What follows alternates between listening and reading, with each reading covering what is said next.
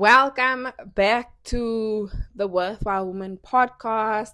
I'm your host, Chris, and I'm your co-host, Z. yes, and today are you a co-host?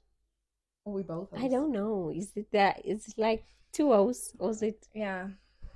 Well. Anyway, we're both here. Yeah, we're we're both both hosting.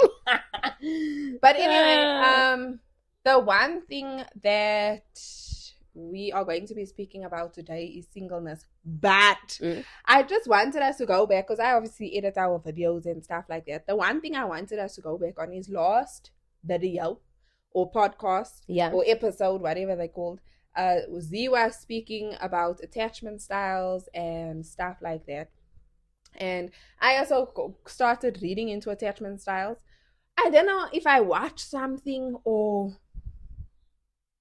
I think I was listening to something about like that, that people might say that medicine can sometimes also be, I don't want to say it's not demonic, but like, like something of the enemy or whatever, because people use medicine wrongly. Like medicine isn't what it is before. Like, they create the medicine to just... so you become dependent. Yes, dependent or whatever. Yeah. But anyway, that's not the point. The point was that there is sometimes things in psychology that might cause us to have bondage.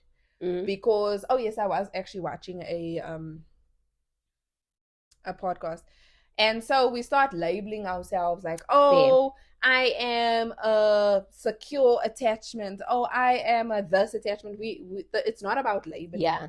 And I think I just want to say, like, we're not labeling people, and you should find your label because that's what's good for you. No. We just like speaking about the things that attachments that you previously had. Yes, and stuff like that. Thank the Lord, we are free in Jesus Christ. That's all that so matters. Real, actually. But we've been, like, for me specifically, I've been delivered from that. I feel that way. Yes. And I think even just over the weekend, like when we were together, one of my cousins said, like, you've really like calmed down and changed and stuff.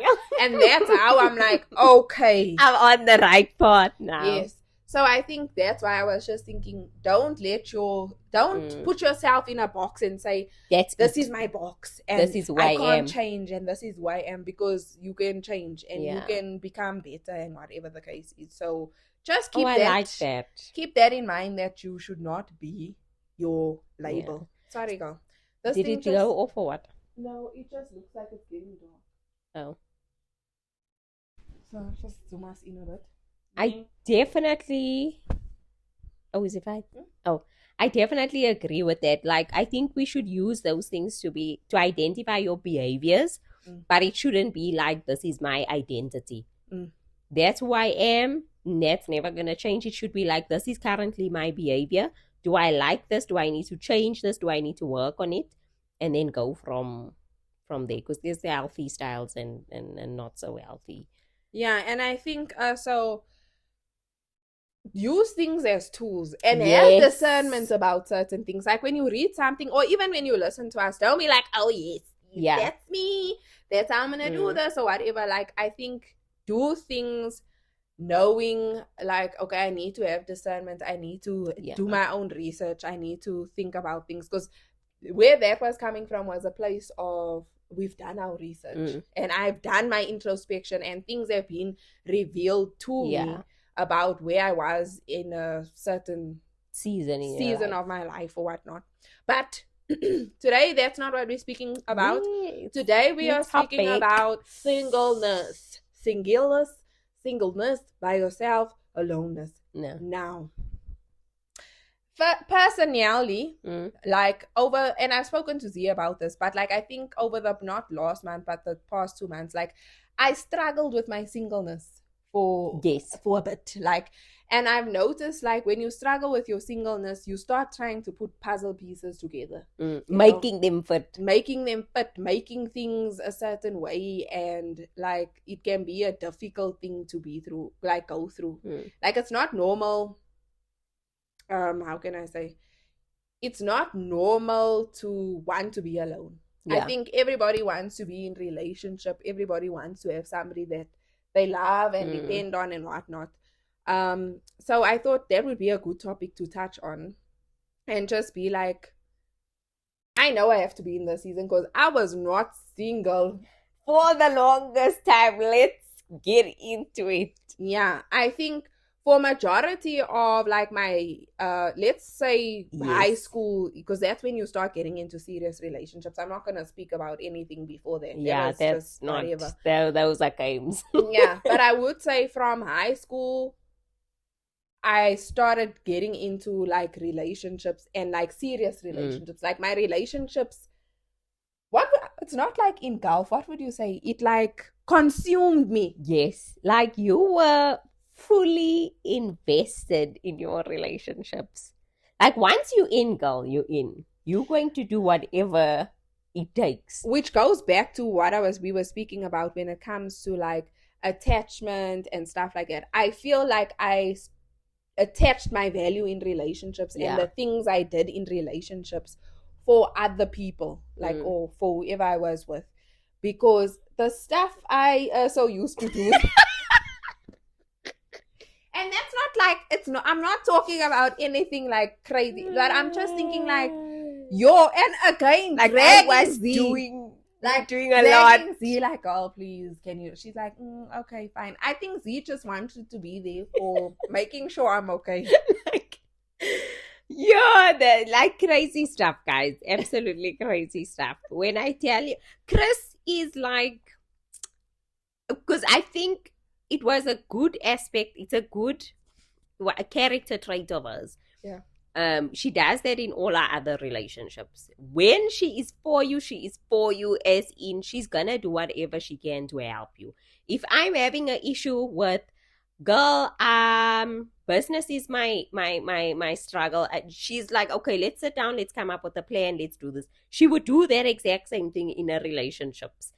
I remember, can I share one example? Yeah. The one time, okay, her beloved was struggling. When I tell you, I don't know if they were dying of hunger or what, but these people were struggling. Chris said, let us go and get groceries for these people. Which, like I'm saying, she has a good heart. Do you remember this? I think at our shop, right? I'm like, they might use that. But getting essentials. It wasn't even luxuries, guys. We were out here shopping for a man. And mind you, I was like 16. Yes. I know specifically, like, that relationship, I was in grade 10, I was 16 at the time. And like, I was just too invested to the point where it was uncomfortable. Like when I think back on those times in my life, like it feels so uncomfortable that I did those things. You know what I'm saying? And again, that time, it's not to say like anything was involved or like it wasn't to say that there was anything, I want to say, sexual happening. Yeah. Like that time it was pure attachment. Like I wasn't busy or anything like that. And like, gosh. It was okay, but if I can also just expand on that example, like when you're that age, you really just think you're doing, a lot for somebody. It's like, whatever I can do, I'm gonna do to help you. Which the deed in the thought of it's a good deed, but I do think those people were taking advantage. No, they were 110%. Because there was a whole parent that was supposed to make sure, guys, there's food and things going on in the house. Like, there's somebody that works who was supposed to be working. No, I think the problem with that one was there was drugs involved. Yeah. So, and it wasn't a healthy household, and the parent was so engaging in that. Yeah. And so, I don't know what exactly the behind the scenes were, but at the end, I just know I was being taken advantage of. Yes. And that attachment or the toxic relationship or whatever it was, it didn't only bleed or affect me, it affected everyone around me. Because that relationship, like, it was tumultuous, it was chaotic. But again, I think it was my scaredness of being single. Yeah. Because speaking about that relationship, the reason I forced myself, which I technically think I forced myself to get into that relationship, was because prior to that, I was in a the longest relationship at that time. So I had been in a relationship for like a year and a half. And that relationship was like my first love. Yeah. The person of my life, which we now know now. Not. But at the time when that relationship ended, I now couldn't stand being alone. Yeah. I didn't know what it was like to be alone. It was uncomfortable for me. I was like, anybody that likes me, a distraction. eyes on me, anybody, you know. Let's go next. Yes, and I didn't have like any sort of like filter, like, no, this person's like this or that. I think the criteria for me that time was like, you like me. Yeah. So, and maybe you gangster. Yes. Let's go for it. Let's go. You gangster and you like me. Okay, let's go for it. You know, I think the other thing is like, I liked having somebody that felt like they were like they had authority. And I think that's how I felt in that relationship.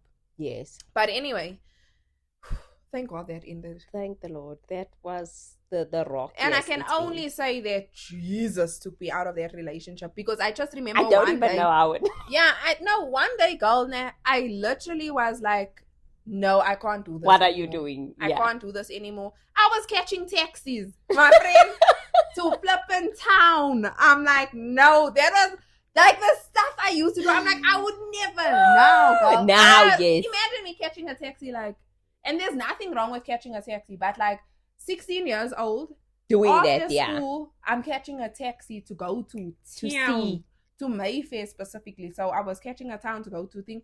Like, this guy did not care. Like, it's and I'm just thinking, like, there was nothing really that you got out of that relationship. Now I can see what they got out. Yes, because the household was thriving, but with you assisting. Yes, like, I was just like, I don't see what you got besides having just somebody there. I think the thing for me, like, when it came to that relationship, is I like a fix-me-upper. Oh, yes. That time I like to fix me up. I can change you. So obviously, like I say, there were drugs involved. I was not involved in the drugs. Yeah. FYI or anything. No. I just thought I could change this person, because you can, in that time of my mind, you can love somebody into change, which is absolutely doesn't work. Tried and failed many a times. The only person that can change someone is the Lord. No matter how hard you try, people, and I'm not saying don't try to encourage somebody and tell them when they're doing wrong, but their work is for the Lord himself, shame. So I think I was in that. That's what I was going to get my value out of fixing this person, and then be able to be like, look at me, I changed your life. I've done 1, 2, 3, 4, 5, 6, 7, 8, 9, 10 for you. Like, you know what I'm saying? But thank God one day I was just like, no. Like, it was tumultuous. It caused problems for my family. It was not good. And mind you, at that time, I had just got confirmed.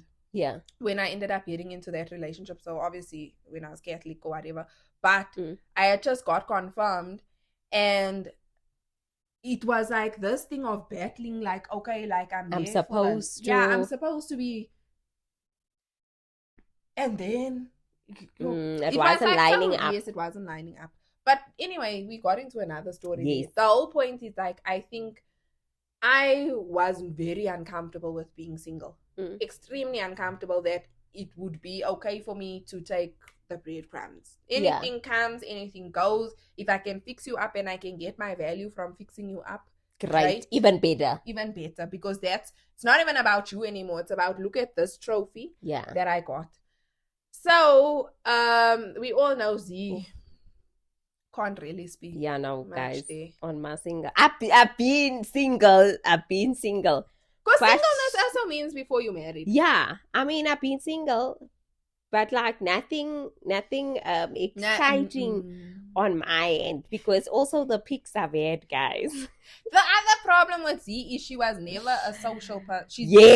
So I was always on Facebook. I was always on Mixit. I was on Instagram. Friends. I was going out with her and her friends. Yes, and so a lot of those relationships got started on social media. Like, if I think about my longest, the one that I said, love of my life, that happened on Facebook. Yeah, it was Facebook. It was like a lot of my relationships happened off like Mixit those days. If people remember Mixit, but like Mixit, Facebook. I thought after that. I thought most of them were started. Okay, the ones that were in school. At school. Yeah, at school, but like when I say you obviously start talking, engaging yeah, and talking to people over like, you know, a little bit more. Yes. I think, yeah, and then after that, I don't think I actually had a relation. Okay, Instagram. So a lot of that was like social media relationships, and then Z was not on social media. She had to meet her husband in the flesh. Because I mean, I had Mixit, but my parents would take the phone, like especially when it was school time. I'm sure people remember that. Drop the phone, that you had to steal it in order to communicate if it was desperate. I didn't really have much people to talk to, so there was no need for me to. And me and you communicated over call. Yeah. Other than that, I was getting my full from Chris, as in that was who I really spoke to. The rest, not really. The boyfriends I did have, this also required me going to meet people, né? And I remember I had one boyfriend that was in the school. That's how I met him. Left, went to another school. That's when he became my boyfriend, when he left. Never saw him again, because also the only times I'd go out was what was I going to tell Annette and Anthony? Please drop me at the movie. So the only times I was allowed to go out was with Chris. And then, yeah. So I think Z's singleness was like, not her singleness was being single. Yeah. My singleness, I think, is okay. Now it's obviously being single, but like in those days or whatever, like I was uncomfortable. But I think I wanted to speak about now that we all can identify. I was the one in toxic relationships, in relationships I shouldn't have been in situationships, in all of those things. And so I needed to, obviously, after I had my child and me and the father separated, to be single. Yeah. By myself. No one else around. What do you think in your singleness you learned? Like, now that you're married, you're like, in my singleness, I should have done more of. And I'm not talking about partying and we've had that, but like, you should have done more of. Before I get into that now, I was just trying to think now as we were talking, like, why I didn't really get into many relationships now. And I think there was a fear attached. I felt so, because I wasn't that social, I felt so awkward being around people that didn't know me, that I was like, oh my gosh, the effort of getting to know somebody. And what am I going to learn about you that, and now I must go and meet you. I was like, there's just too much attached to that I was like, I would rather stay by myself. Because there were people, guys. There were people. I just like, I didn't have the time or the effort. I also think you were invested in school. Yeah. I was like, I need to pause, guys, and I don't think I can juggle more than one. I get overwhelmed really quickly. So I was like, if I take my focus off of this and put it on anything else, it's downhill for me. And you had a strict mother. Yeah. So I'm grateful for that part, because I feel like it did shelter me from probably a lot of hurt and a lot of things that maybe I shouldn't have been involved in. But yeah, then sorry, your question was, what do I wish? Yeah, like now that you married, like what did I guess you look back and you're like, I should have maybe focused a bit more on this in my singleness. Well, one thing I can say is, like, when you're single, you have the, what can I say, privilege or advantage of just having to focus on yourself, right? Which many people say that's like a pro, you know, and when you're in a relationship, it's a con. Each thing has their benefits and, I don't want to say downsides, but you know what I mean. Yeah. But I feel like you get to do what you want to do, when you want to do, how you want to do it, all on your time, without having to think of the other person. Because, for example, let's say I wanted to go take a job in Japan, right? when you are single and young, great stuff. It's like, let me go and do it. It's not a process of, oh, but what? Now it's like, okay, is my husband okay with it? Is he able to move? Okay, how are we going to be able to survive there? What's the plan B? You know, things are much simpler in that aspect. Yeah. So I think for me now in my singleness, I think I'm starting to appreciate preparation. Mm-hmm. And I think that's the only way you can get through your singleness. Like if you have like and I don't want to be like let's get through this. No, Yeah. I mean it like just like being able to be like, okay, how am I going to make sure that I make my singleness valuable without bringing a person into it that's obvious that I obviously don't need at the time? Is just being prepared and like understanding that like preparation is important. Because like today I was busy reading obviously the Bible. I'm like, Lord, give me a word on whatever I'm going through, because like the wave of like struggling with singleness comes and goes, and then I'm like, I'm fine, I don't need it. Then other days I'm like, oh, can we is he coming? A man come out the sky or something, please? Is it today or yeah? And I was just reading Exodus 29, and basically the story there is all about preparedness. It's like the whole thing is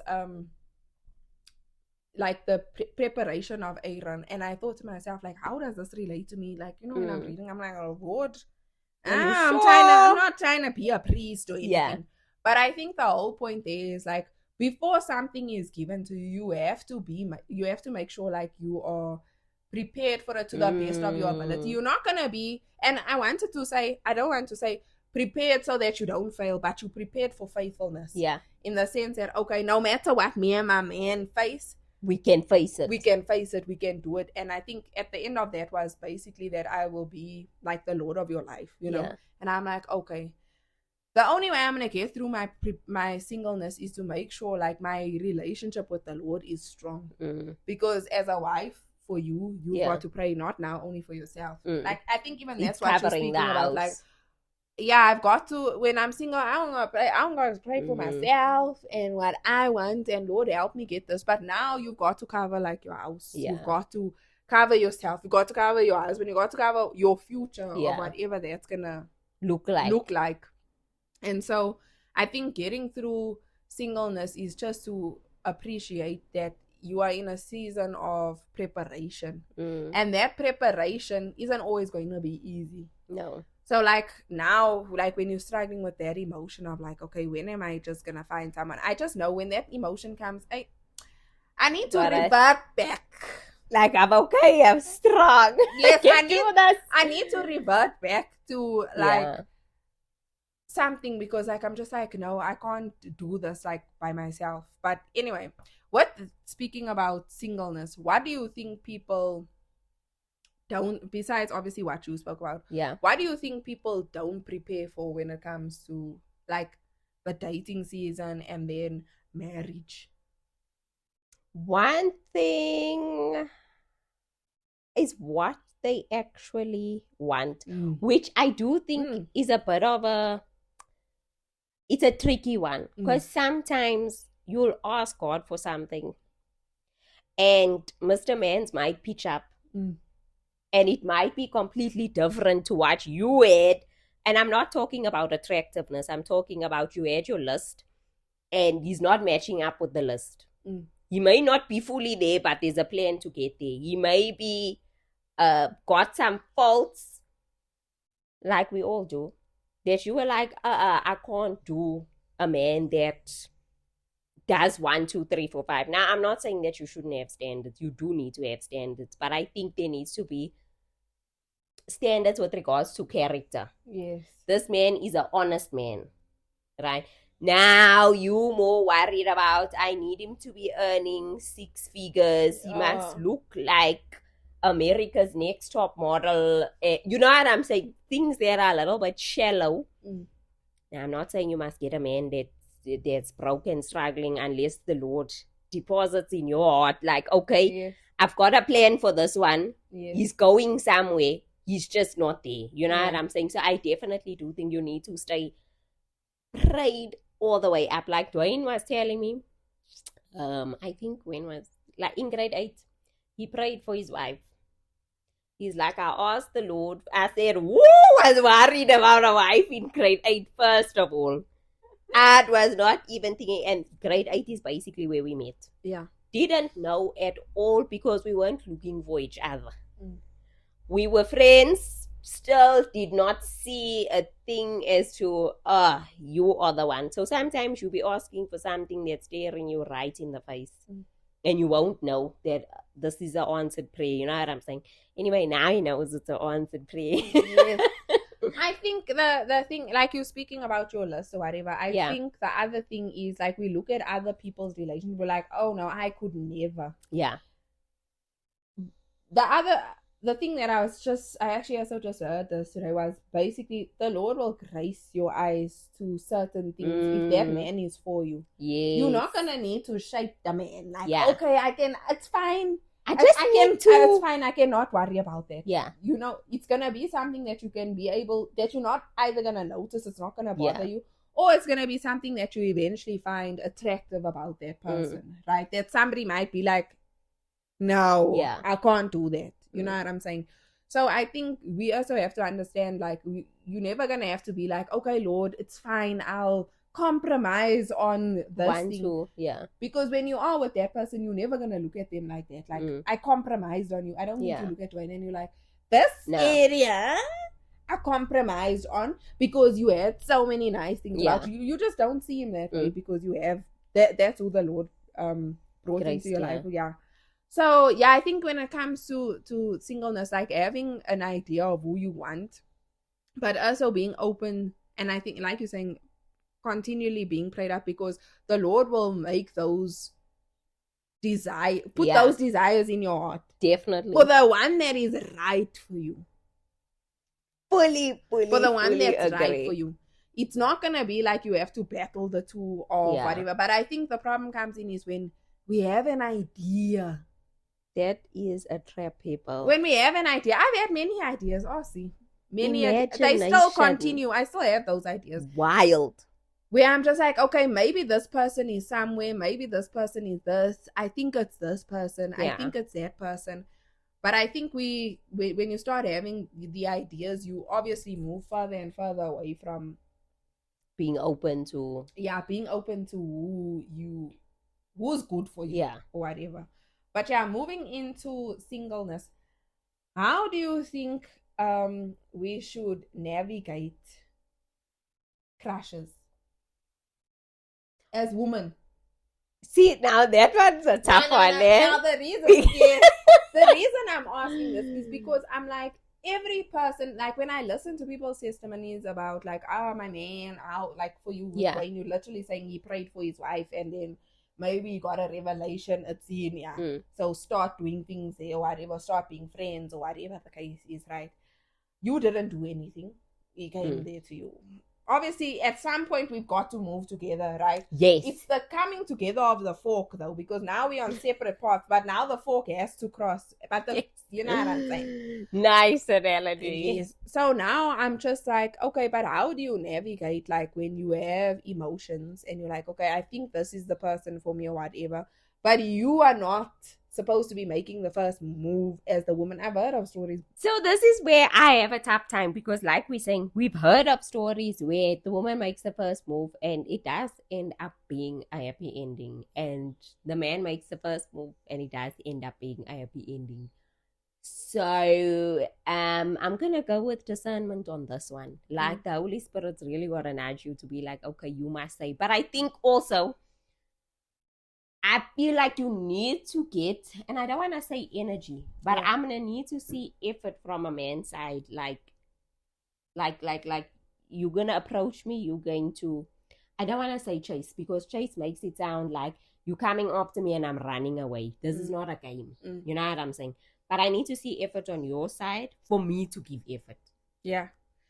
But that's again the thing, because now that's what I'm saying. The problem is we're always waiting for, okay, is the man gonna make the move first, then you're saying I'll make my effort.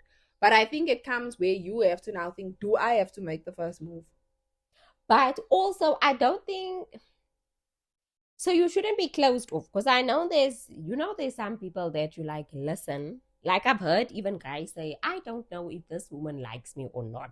She's not even giving me a signal, a vibe to say she's open to me, and so I can make the first move. So if you're not even doing that, that's technically also you're making a move. Yeah. You're just not being forward about it, as in I'm approaching you to say what is going on. I personally don't. I'm not the best person to speak about first moves. Zee can definitely. She knows what she wants. Yeah, you're not a patient child. I think my thing now is I need to be with somebody that like is like, okay, yes, I like you, let's do this. I cannot be with the whole like, I'm not sure, let's figure things out. Like I've been there, I've done that. Like I think I think you lose your patience. I think you lose your patience once you've been in like a few relationships that are just like, where are we going? Like you eventually lose patience where I'm like, the person I need is to be direct. And I think sometimes I end up taking that responsibility, like, okay, what's happening? And that now comes off as intimidating. But I've also come to realize like it's only gonna be intimidating for the wrong person. So yeah, I think for me specifically, I struggle with okay, I've got an emotion now. I'm not getting anything from that. Yeah, I'm not getting anything from the other team. So does that mean if the other team's not sure, so must I make the first move? You know what I'm saying? And first move, I'm not like, let's kiss. No. She's like, just talking about what are we? Hello, how's things going? You know, that type of a thing. So I think, when it comes to my singleness, I think the thing that I've struggled with now that I'm like, okay, I've been single for like 2 years now. Now I'm like, I do need to somehow put myself out there on a map. Yeah. Even if it's in a shopping center or something. You need to be more visible. Yeah, visible. Because at home, if we only at home, we can literally wait for him to fall out the sky. And for you, I think it's tougher because most people get the interaction. There's work. She works from home, right? And then, it's shop and church, which we don't mind if he rocks up there, just, throw a signal or something. But we need to be more visible, which we've been trying. Yeah. How do you know? Okay, so like, I think for me, the thing is, how do you know that your desire for marriage has like now become unhealthy? Like for me, like, yeah. Because I think marriage isn't something that, I know people say don't make marriage an idol. It's like you can't make marriage an idol because that is what God created for you. Yeah. Like marriage is there. God created marriage. Things that are idols are things that you now put above God, which technically a marriage is the closest thing you are going to get to God. Yeah. By the way. So I think for me, it's like, how do you know you like chasing after it unhealthily? I think, which is a tough one, guys. I think is to know it's fine if you're gonna be content if that doesn't happen. You know what I'm saying? It's like all things we pray for. Like you get people that pray for kids and pray for jobs and pray for all of that. I think the key is to know that God is God over all. You know what I'm saying? That he still has the best intentions for you. And sometimes it doesn't look like what you were hoping for. And I'm not saying that a person shouldn't be hopeful. You should be hopeful for these things. You should be prepared for these things because you never know. And yes, for some people, it happens now at 21. For some people, I've seen people get married at 50. Yeah. So, Sarah had a child at 90. 50, girl? You got 70. Zee knows somebody who's been married at 70. People are up and running, guys. That's why I'm saying you need to be open to the Lord. You really need to know that he has the best intentions. Like, you must just know that God's plan's better than your own. So if you fine with that, I think it keeps you in the... Yeah, I think healthy. So. I think, because I was saying, when you're chasing it unhealthily, I think then it would obviously be the opposite, where you're just not content and it In whatever, consumes your yes. mind every day, because you're just like, okay, and you like constantly pursuing it. I also, the one thing I was also reading is like, we sometimes think, like, the thing that gave me peace with regards to, okay, if you like someone, what you do. I think the thing for me was, the Lord will guide the guy. Yes. If he's for you. You're not gonna need to help the Lord. Like, Lord, you need me to help you with this. Like, he's gonna give him the insight, he's gonna give him the ability, he's gonna give him everything he needs to find you and to do whatever needs to be done. And I think we've heard many times women say, like, girl, don't settle. And that's not talking, we're not talking about materialistic things, but we're talking about don't settle in the sense that I'll just the only one that approached me. Yes.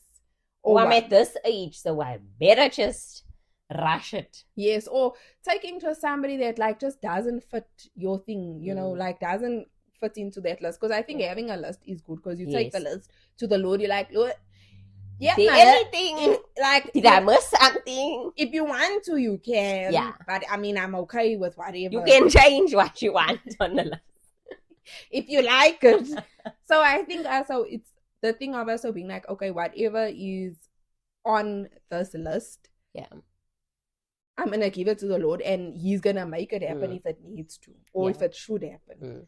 But yeah, I think, and that thing of being content, I've been reading that scripture, I don't know what exactly it is, but it's all about being content in the Lord. Like, whatever happens in my life, like, the fact that you do have the Lord should make you content. That's all you really need. Because the moment you start being like, okay, I need this and this, then I'm gonna be content. And how many times, girl, gosh, have I need this? Have I been like, and you get it? Yeah, and then you're like, not it. I think also another key thing to remember is you're always gonna want, and this is, I'm talking from a flesh side, is you're always gonna want something that you don't have. I've seen people that are married that are like, I just wish I had the freedom of being single and not having to do 1, 2, 3 and having the responsibility of 1, 2, 3. And then people that are single that are like, you don't know how blessed you are to have some, I want that and I want that. People are forgetting that there's responsibilities with each. And with each is a gift. Yeah. But with each gift comes a responsibility. You're praying for a business. Guess what? Great stuff. You're going to make the million. It's not going to happen. You're going to be working all night. There's a stress of making sure your clients are happy. The people that you're working for are happy, that they fed. You know what I'm saying? There's always a backside to, a behind the scenes. A behind the scenes. So a behind the scenes to the blessing. Yeah. I also think the other thing because what like I said, speaking about preparation, it's just like, okay, if you want something, learn everything about that thing that you want as much as you can. Obviously, you're not going to be perfect. But like for now, it's like, okay, if I'm single and obviously I'm wanting marriage, I'm not wanting to date someone for 8 years. No, thank you. Yeah. Past that stage. We're not at the age where we need to be thinking this long. It's about like, do you know what you want? Let's move on from there. I think the thing is just like the preparation side of things. Like in that time, the behind the scenes are like, what does marriage really entail? Because I think a lot of times people don't know what marriage entails, girl. No, girl. Because why? When we look at TV and YouTube and all of that, the thing that's sold to us is the wedding. And that looks absolutely gorgeous, people. And then you see the people at home and they like, listen, they're not okay.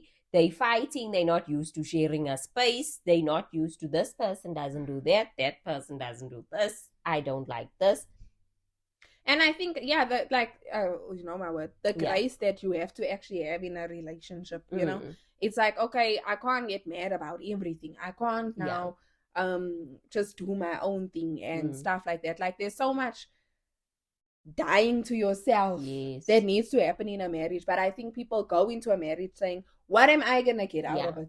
How are you gonna look after me? I'm not getting what I need. And that's why I say it's the closest thing to your relationship with the Lord, because in marriage you've got to die to yourself. You've got to see, how am I gonna serve my husband? How am I gonna be the best mother? How am I gonna be the best whatever it is that you need to be in your relationship? Marriage has nothing really to do with you. Like, exactly that. and I'm not saying be unhappy, but there's certain the idea is that if both of you Or doing that. yes, both of you are dying to your flesh and sacrificing for the And other, serving each other. and serving each other, and obviously being led by the Holy Spirit in everything that you do, then only will you live have a harmonious marriage. Yes. So Fully yeah, agree. I also think that that's the other thing. We think we chase the marriage to let go of the single. Then when we get there, we actually not qualified, or you get something like, actually, I didn't know. This is what it entailed. Yes, the intentionality behind it. Yeah. And I think if we just as intentional with our singleness, then maybe then the marriages would be better and last longer. Yes, and be happier. But I think we live in such a selfish world where a lot of women like, not me. And that's like what I've seen a lot of the times. People are just like, well, I'm not happy. And the thing about being married, the Lord don't say, okay, should you not be happy, then feel free to leave. Because, and I am not saying, there's obviously very valid reasons people say that because there's been like infidelity or, you know, something. But I'm just like, so you just let things build up to that point? And I think that's the thing, like, we get to a point where we maybe didn't do the work we needed to do. We were focused on other things before the marriage that we shouldn't have been focused on. Definitely. And then now when we both there, we like, wait, now what's going actually on? This thing that we were focused on is not bringing any value now that we here. Yeah.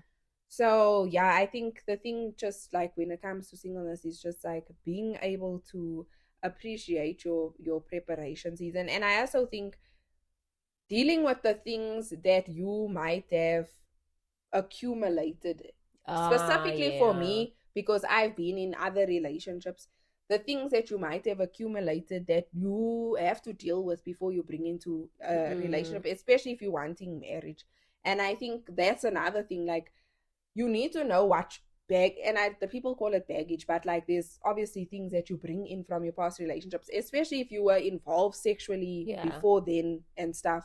Those are things that need to be released, let go of, before you even think of like marriage and stuff like that. And that's the other thing I think a lot of us don't really think about when it's like, okay, maybe the reason I can't get into, or nobody's actually seeing me, or like I feel that is because there's something that you still need to release and let go of through whatever, whether that's fasting or whatnot, to be released from you. Because once you bring that into your marriage, it can literally destroy it can destroy it if you're not aware of what it is.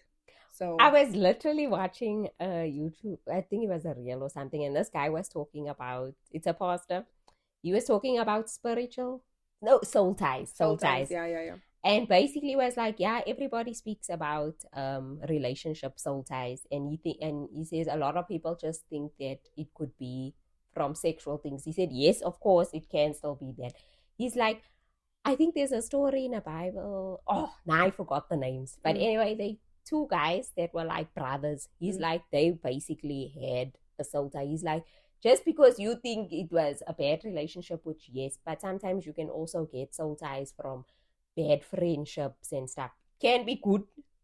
Sometimes it can be bad. So yeah, that's so real. Which is, if you think of it, it's like trauma bonding. Which is it's like a soul tie, right? When you can't let go of somebody because of whatever reason. It doesn't necessarily have to be that it was a sexual thing, but there's a lot of things that you have to release before you get into like marriage, to obviously preserve its purity. And like, those are the things that we don't think about in our singleness. No, like, you know, we're not thinking about, hey, wait, these are things things I need to release and stuff. And I know people speak about other things that need to be dealt with, like your trauma and your yes, those things. But there's other things that might have been with more intimate people, you know.